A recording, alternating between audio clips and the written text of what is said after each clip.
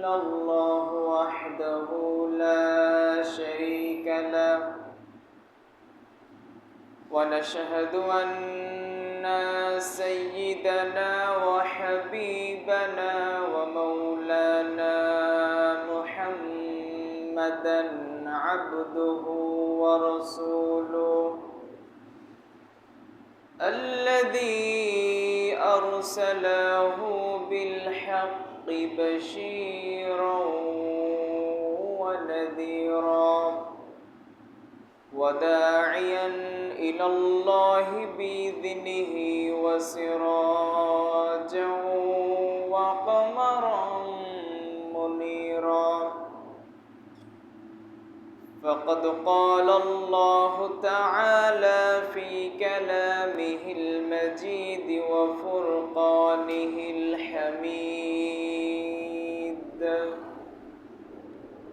أعوذ بالله من الشيطان الرجيم بسم الله الرحمن الرحيم يا أيها الذين آمنوا لا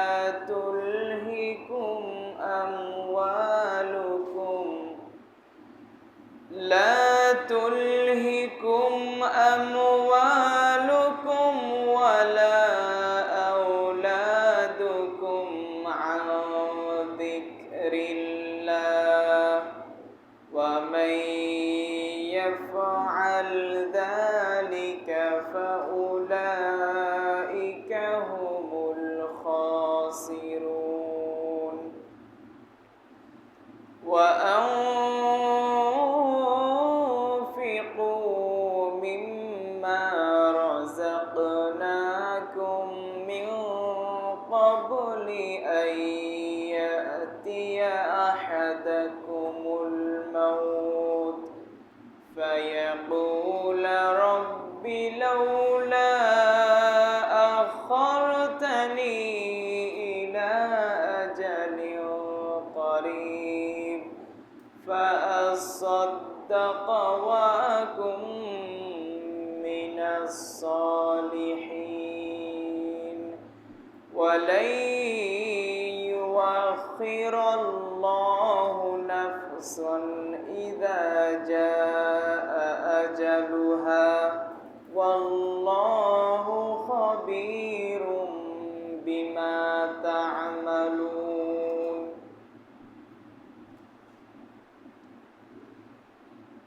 عن أم عطية رضي الله تعالى عنها قالت نهينا عن اتباع الجنازة رواه البخاري ومسلم সম্মানিত মসজিদের মুসল্লিবৃন্দ, প্রশংসা আল্লাহ তাআলার জন্য। আমরা সকলে বলি আলহামদুলিল্লাহ।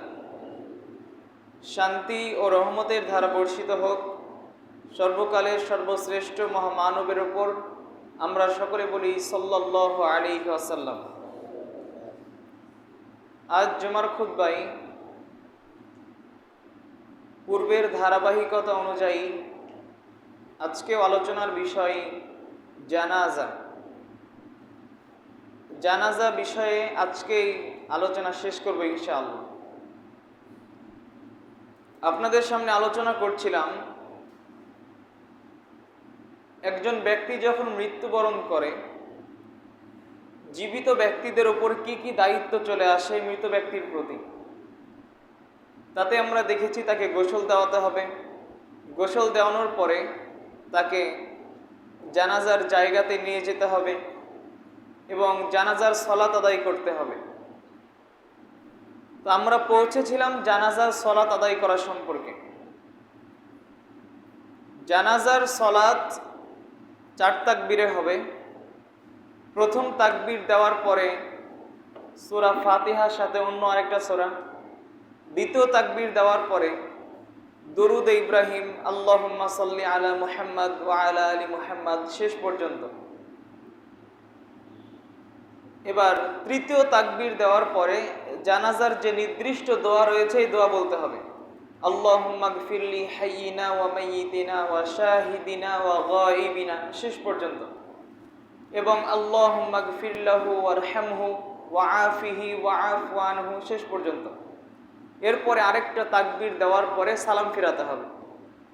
তাতে বলেছিলাম সালাম একদিকে ফেরানোর পদ্ধতিও রয়েছে, দুই দিকে সালাম ফেরানোর পদ্ধতিও রয়েছে। একদিকে সালাম ফেরালেও যথেষ্ট হবে, দুই দিকে সালাম ফেরানোও যাবে। এরপরে জানাজার সালাত আদায় করার পরে মাইয়েতকে নিয়ে যেতে হবে তার কবরস্থানে।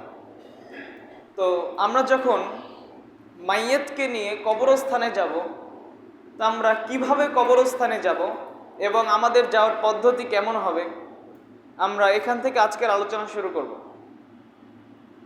আহমদে হাদিস এসেছে, সালেম তার পিতা হতে বর্ণনা করেন, আন্নাহু রাআন নবিয়্য সাল্লাল্লাহু আলাইহি ওয়াসাল্লাম, যে তিনি রাসূল সাল্লাল্লাহু আলাইহি ওয়াসাল্লামকে দেখেছেন, ওয়া আবা বকরিন ওয়া উমর, আবু বকর রাদিয়াল্লাহু তাআলা আনহুকে দেখেছেন এবং উমর রাদিয়াল্লাহু তাআলা আনহুকে দেখেছেন, ইয়ামশুনা আমামাল জানাজা, তারা সকলে জানাজার আগে আগে হাঁটতেন।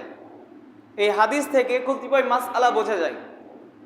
প্রথমে এটা বোঝা যায় জানাজার সালাতে অংশগ্রহণ করতে হবে। রাসূল সাল্লাল্লাহু আলাইহি সাল্লাম জানাজার সালাতে অংশগ্রহণ করেছেন।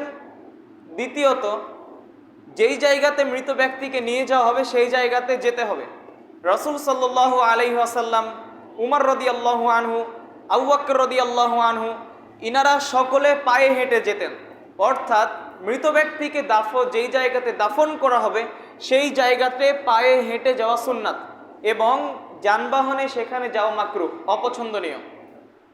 তো যদি এমন হয় যেই জায়গাতে মাইয়েতকে দাফন করা হবে সেই জায়গা যদি দূরে হয়, যেখানে পায়ে হেঁটে যাওয়া সম্ভব নয়, তাহলে সেক্ষেত্রে যানবাহনে কোনো অসুবিধা নেই। এমনকি যখন মাইয়েতকে দাফন করা শেষ হয়ে গেল, সেখান থেকে যখন কেউ ফিরে আসবে, ফিরে আসার সময় যদি যানবাহনে চড়ে তাহলে কোনো সমস্যা নেই। তবে যাওয়ার সময় যদি সম্ভব হয় তাহলে পায়ে হেঁটে যেতে হবে। পায়ে হেঁটে যাওয়া সুন্নাহ, এবং যদি কাছে হয় তাহলে যানবাহনে চড়ে যাওয়া মাকরুহ, অপছন্দনীয়। এবং রাসূল সাল্লাল্লাহু আলাইহি ওয়াসাল্লাম জানাজার আগে আগে হাঁটতেন। আমরা হয়তো বা অনেকে মনে করি যে মাইয়েতকে যে খাটিয়াতে করে নিয়ে যাওয়া হচ্ছে, নিয়ে যাওয়ার সময় এই মাইয়েতের আগে কেউ যেতে পারবে না। বিষয়টা এমন না।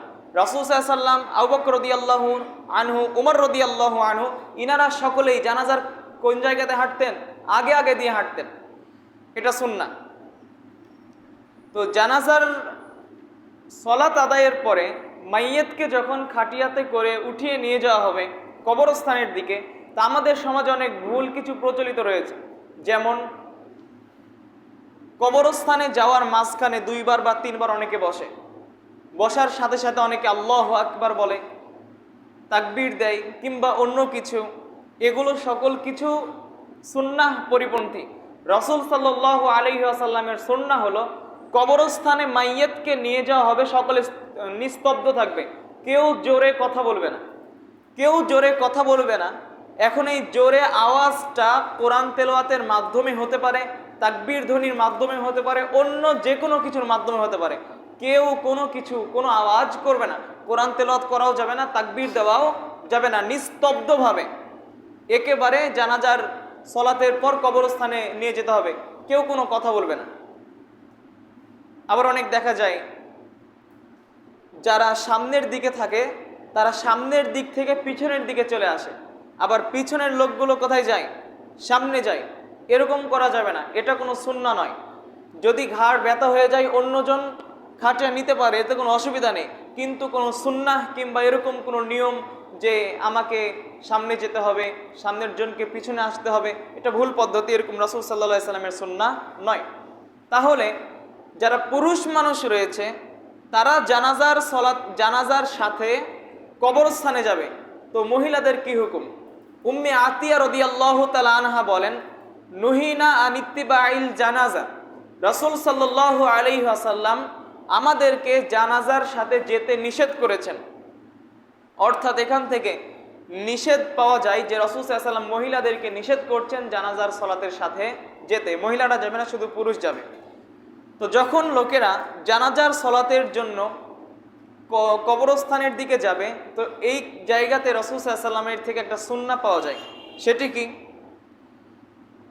আবু ইসহাক রাদিয়াল্লাহু তাআলা আনহু বলেন, আবু সাঈদ খুদরি রাদিয়াল্লাহু তাআলা আনহু বলেন, রাসূল সাল্লাল্লাহু আলাইহি ওয়াসাল্লাম বলেছেন, ইদা রাআইতুমুল জানাজা ফাকুমু, যখন তোমরা জানাজা দেখবে তখন তোমরা দাঁড়িয়ে যাও।